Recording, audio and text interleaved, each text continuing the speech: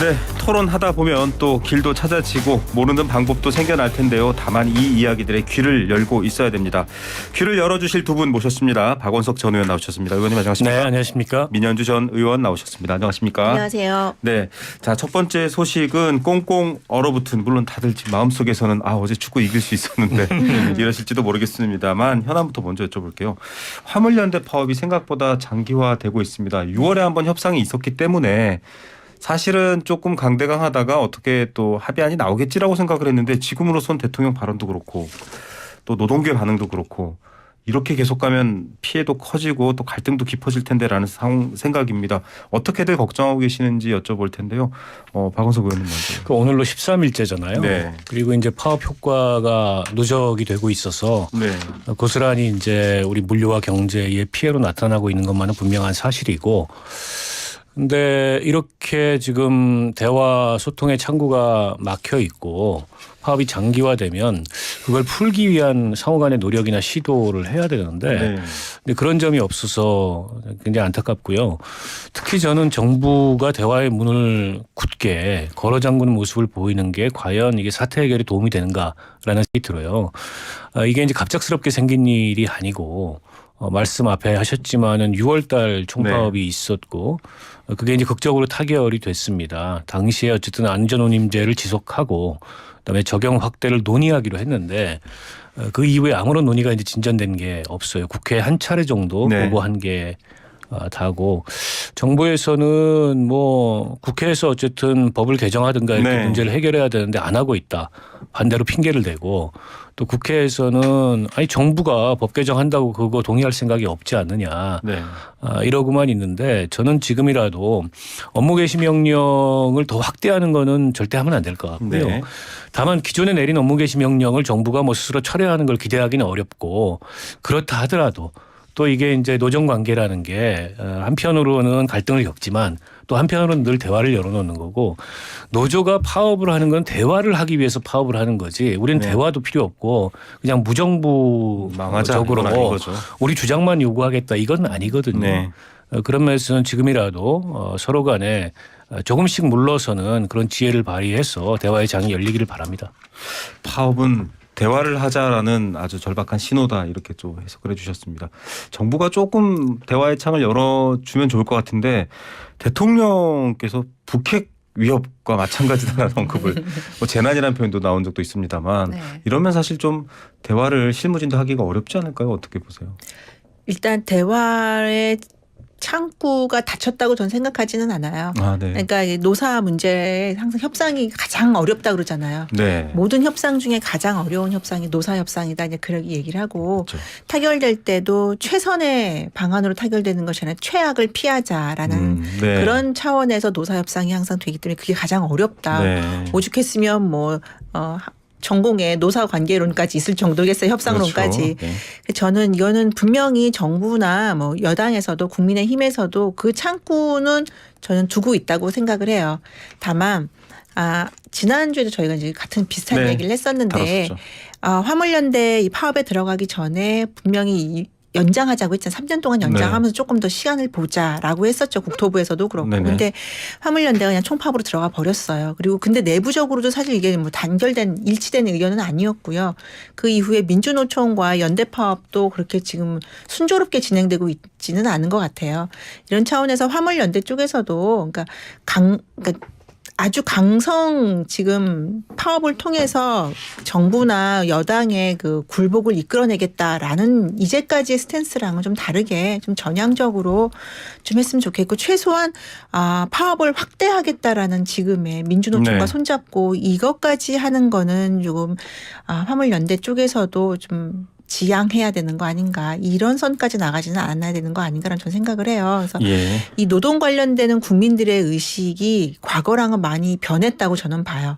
그래서 물론 저는 화물연대 이 파업에서 대통령실이나 아니면 정부 여당이 강경 노조를 나갔기 때문에 뭐 지지율이 좀 오른 거 아니냐 이런 이야기들도 있는데 저는 전적으로 그렇다고만 보지는 않지만 노조나 아니면 이렇게 어떤 연대의 노동 관련된 파업에 국민들의 시선이 과거와는 좀 달라졌다. 그러니까 과거에는 우리나라의 노동권이라든지 이런 부분에 대해서 정말 좀 개선될 필요가 있다. 정부가 양보를 해야 된다 이런 차원의 의견들이 많았다면 이제는 어느 정도 선에서 우리나라도 국제적인 수준에 다다른 부분들이 있기 때문에 이 부분에서는 좀 대화와 타협으로 너무 극단적인 형태의 이런 파업 스트라이크는 좀 지양해야 되는 거 아닌가. 그러니까 국민의 삶을 너무 불편하게 하는 이 선까지 가는 거는 국민들이 지지를 하지 않는 경향을 보이고 있기 때문에 화물연대 쪽에서도 조금 전향적인 자세를 좀 갖출 필요가 있다라고 저는 봅니다. 네, 민 의원님께서도 뭐 환노위에 계셨고 또 이 노동 관련된 네. 부분을 전공하셨는데 사실 박 의원님도 노동 관련해서는 훨씬 더 많은 경험과 이야기를 훨씬 갖고 많이 계신데 아시죠. 예. 네. 대통령께서 좀 강경 메시지를 냈잖아요. 북핵 위협. 이게 가이드라인이 돼버리면 민현주 의원님은 지금 대화의 창이 열려 있다. 가능성이 있다라고 하셨지만 또 아니 그러니까 제가 답답한 게 물론 이제 정부 여당이 한편의 강경론도 있겠지만 다른 한편에 이제 협상론이나 온건론이 있어야 되거든요. 네. 근데 전부 강경해요. 대통령, 국토부 장관, 총리, 뭐 여당 대표 이러면 이제 아무런 여지가 생기지 않는 거죠. 네. 협상장에 갔던 국토부 실무자들이 그냥 협상장 박차고 나오지 않습니까? 저는 특히 대통령께서 이게 뭐 북핵 문제나 다를 바 없다 이렇게 말씀하시는 건 아니 북한은 어쨌든 우리 국방백서에 주적으로 나와 있는데 어떻게 우리 국민을 적으로 취급을 합니까? 아무리 파업을 한다고 하더라도. 그리고 노사법치주의 이런 표현을 쓰셨는데 저는 그런 말은 처음 들어봐요. 윤 대통령이 네. 만들어내신 개념인지는 모르겠으나 어쨌든 노사 간에는 그리고 노정 간에는 법치도 중요하겠지만 특히나 정부 같은 경우에는 이거를 중재하고 그다음에 뭔가 협상을 네. 만들어서 상황이 극단화되지 않도록 그렇게 이 노사관계나 노정관계를 관리할 책임이 있는데 정부가 저렇게 강경 일변도로 치달으니까 아무런 이제 대화 여지가 특히 대통령께서 그러니까 없는 거죠. 그 점이 좀 안타깝고 이번에 업무 개시 명령 같은 경우에 2004년에 만들어지긴 했지만 이게 국토부 차원에서는 한 번도 발동이 안 됐어요. 네. 과거에 이제 복지부에서 의사들 집단행동 대상으로 발동했던 적이 있었는데 그 발동이 안 됐던 이유가 있거든요. 네. 이게 우리나라도 지금 가입국으로 돼 있는 ILO 그 협약 29에 보면 처벌의 위협을 전제로 원하지 않는 그런 노동을 강요받거나 서비스를 제공하도록 하는 거는 금지하고 있어요. 네. 때문에 이게 이제 ILO 차원에서도 지금 정부의 의견 조회를 요청을 했지 않습니까? 네. 그게 과연 ILO가 협약 위반이라고 보고 있는 건지 단순한 의견 조회인지 정부 네. 측은 이걸 뭐 협약 위반이라고 ILO가 통보한 건 아니다. 그렇죠. 의견 단순한 조회다. 의견 조회다. 과거에도 여러 차례 있었다. 그러나 상황이 더 악화되면 네. 이걸 이제 협약 위반으로 볼 수도 있고 그러면 그에 대해서 이제 국제적인 비난이나 이런 게 올 수도 있기 때문에 마침 또 내년이 우리가 ILO 정례 점검이 있는 그런 해예요. 상황을 여기서 더 좀 악화시키지 않았으면 좋겠고요. 지금 민주당에서 3+3 협상안을 들고 나왔습니다. 네. 그래서 기존에 이제 일몰 3년 연장 네. 안을 건 정부 쪽 그 요구죠. 정부 네네. 쪽 주장인데 그거를 화물연대가 받고 품목 대신에 적용 품목을 세 네. 곳을 확대하자. 절충안이네요. 이거 절충안인데 저는 나쁘지 않은 절충안인 것 네. 같아요. 그 절충안을 가지고 다시 한번 노정이 만나서 대화를 하는 게 어떨까 싶습니다. 여기서 더 파업 효과가 누적돼서 가뜩이나 우리 경제 상황이 안 좋은데 이제 이 물류나 경제에 미치는 영향, 악영향이 더 커지면 안 될 것 같고 벌써 수도권에 96군데의 그 주유소가 지금 잠정적으로 문을 닫은 그렇죠. 상황이거든요. 지금 이걸 일방적으로 노조를 비난하고 노조를 굴복시킨다 그래서 해결될 수 있는 문제가 아니다. 이 말씀 드리고 싶습니다. 사실은 협상과 여러 대안 마련에 대해서 민 의원님께서 많이 얘기하셨는데 방금 박 의원님 얘기하신 그 민주당의 절충안도 네. 만약에 여당도 좀 동참해서 같이 안을 더 다듬고 네. 지금 사실 대통령과 행정부 입장에서는 뭔가 별도로 의견과 달리 움직이기가 애매하다면 의회의 시간으로 이렇게 좀 조율을 해줄 수는 있지 않을까요? 어떻게 보십니까? 물론 뭐 협상안이 나왔고 그 부분에 대해서 정부 여당에서도 충분히 저는 고려할 수 있다고 생각해요. 네. 또는 정부 여당이 또 새로운 안을 만들 수도 있는 거니까요.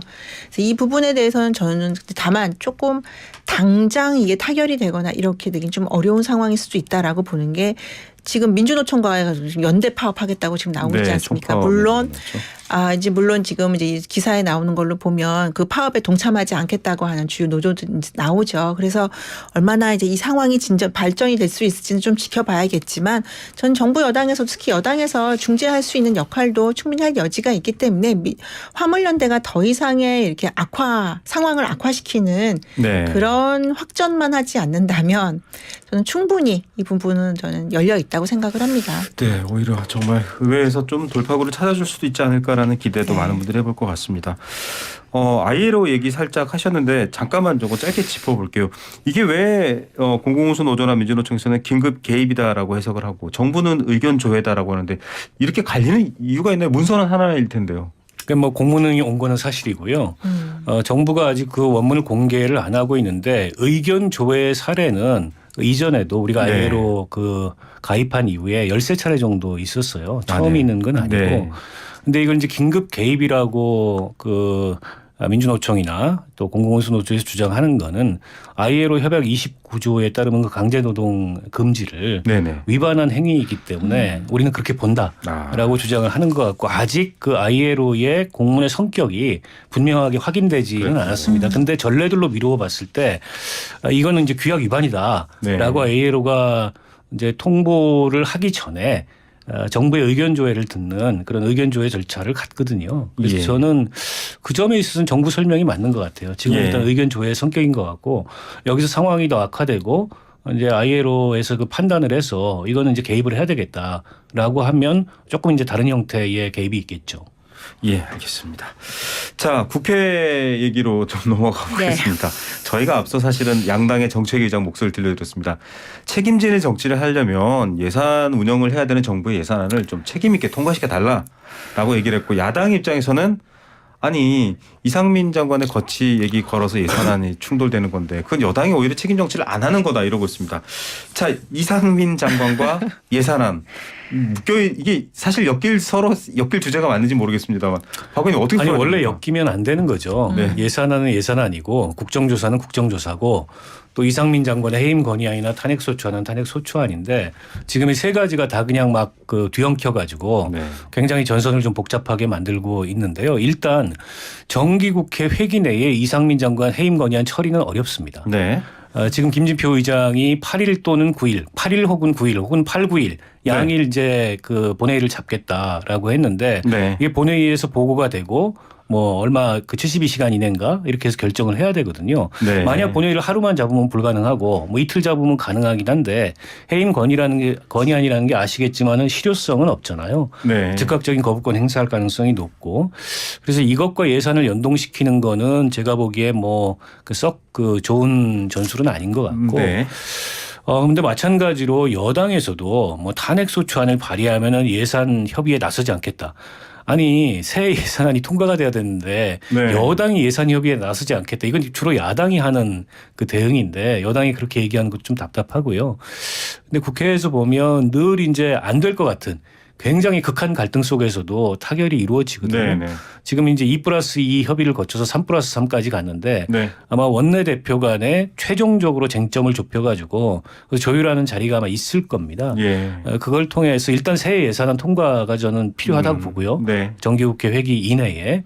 그리고 나서 또 국정조사 뭐 이상민 장관 해임 건의안 등등을 가지고 또 쟁점이 있으면 있는 대로 네. 이 국회 의사 일정을 운영을 해야지 예산안에 다른 것들을 다 연동시켜 가지고 이걸 한 해 만에 하는 거는 서로에게 바람직한 모습 아닌 것 같습니다. 민 의원님 어떻게 보십니까? 뭐 너무 말씀 잘 주셔서 상당 부분 동의한 부분이 있는데 일단 이상민 장관 해임안과 연동시키는 거는 민주당이 해도 너무해요. 네. 국정조사까지 받았잖아요. 그때 네. 예산안 분명히 같이 협의해서 하기로 하고 국정조사를 받았고 국정조사에서 이상민 장관 나가서 질의할 거니까 거기다 답변할 예산안 거니까. 이후에 처리하기로 그렇죠. 했죠. 국정조사. 그 다음에 국정조사 결과에 따라서 이상민 장관 거취는 그때 결정이 될 거거든요. 네.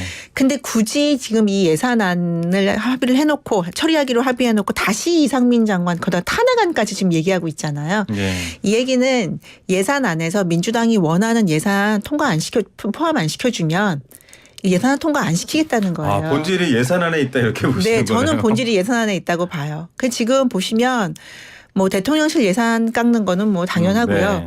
정부 부처에서도 지금 윤석열 대통령 그 공약 관련된 예산을 정말 알뜰하게 다 깎아내고 네. 있어요. 그래서 이게 대통령이 된 건지 안 된 건지 모를 정도로 민주당에서는 오히려 이재명 대표가 공약으로 걸었던 또는 이재명 대표가 경기도지사 시절부터 추진했던 그 정책을 계속 이어가기 위한 예산은 네. 정말 살뜰하게 다 챙기고 있고 이 부분에서 민주당이 이거를 챙기기 위한 전 전략적인 거라고 봅니다. 네. 그래서 뭐 하려면 우리가 양보할 테니까 이거 넣어주라. 이런 식의 마지막 보이지 않는 협상이 진행되지 않을까라는 생각이 드는데 글쎄요. 국민들께서는 사실 예산안 하나하나에 다 그렇게 깊이 있게 관심을 갖고 계시지는 않죠. 네. 관련해서 복지 예산이라든지 몇 가지 일자리 직접적인 체감 온도가 높은 그런 예산안에 대해서는 관심이 많으시지만 이 부분에 민주당이 정말 해도 너무한다. 그러니까 정말 의석수로 밀어붙이는 정말 전형을 보여주고 있다라고 생각을 해요. 근데 네. 어디까지 민주당이 타협점을 찾고 그러니까 국힘에 대해서 이상민 장관 카드를 어디까지 쓸 건지도 저도 좀 궁금합니다. 예. 네. 뭐 예산안 합의 처리 후에 국정조사 처리하고 또 이제 얘기가 나왔다 갑자기 이상민 장관이 왜 나왔지? 지난번에도 한번 말씀하셨는데 네. 민주당 의원도 출연하셔서 이렇게 말씀하셨어요. 이상민 장관 건은 별개다. 워낙에 지금 문제점이 드러났기 때문에 그 건으로 처리하는 거고 국정조사 예산안은 그대로다라고 했는데 민 의원님이 지금 이상민 장관 얘기를 꺼낸 건 사실 그 안에 예산안이 있다라고 해요. 아니 근데 예산안이라는 게 이게 제로섬 게임이 될 수 없어요. 네. 누구는 다 얻고 누구는 다 잃을 수가 없고 그렇죠. 결국에 절충하는 수밖에 없습니다. 그러니까 민주당에서 대통령실 사업과 관련해서 이건 반드시 깎아야 되겠다 하는 거 국민의힘이 일정하게 받을 수밖에 없습니다. 네. 정부도 마찬가지고. 네. 또 반면에 이거는 좀 통과시켜줘야 된다. 네. 이렇게 정부에서 요구하는 거 그것도 일정하게 민주당이 수용할 수밖에 없어요. 역대 모든 예산 심의가 여야 간에 이견이 있었지만 마지막에는 어쨌든 절충하고 조정해서 서로 조금씩 물러나거나 양보하는 형태로 통과가 됐거든요. 네. 저는 뭐 이번이라고 다르지 않고요. 그래서 예산안하고 국조 또 예산안하고 뭐 이상민 장관 해임 건의안을 연계시키지 않는다라고 네네. 한다면 오히려 예산 심의는 그러면 9일 이내에 통과될 가능성이 높죠. 네. 왜냐하면 다 그동안에 국회에서 예산 협의를 해보신 분들이잖아요. 네네. 그러니까 이게 이제 뭐 그 캐치오를 할 수 없다는 거 다 알아요. 네.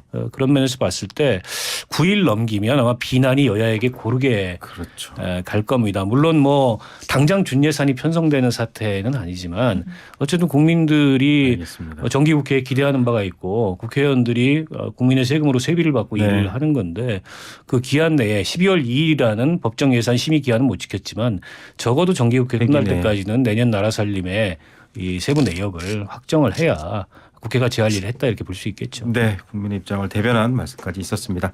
저희가 여기서 잠시 토론 쉬고요. 이어서 또 현안들이 많습니다. 이재명 대표 얘기도 있고요. 잠깐 광고 듣고 오겠습니다.